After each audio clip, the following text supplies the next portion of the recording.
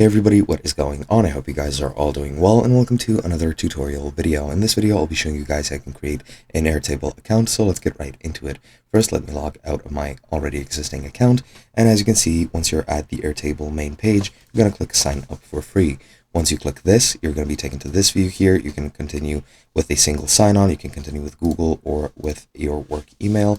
If I click continue with Google, I'll then select one of my emails, and now I already have an account for this. But once you sign in through this method, it's just going to sign you up just like this. If you enter your work email, you're going to need to set up a password, and you're going to need to go and confirm your account creation on your email address once you get a confirmation email.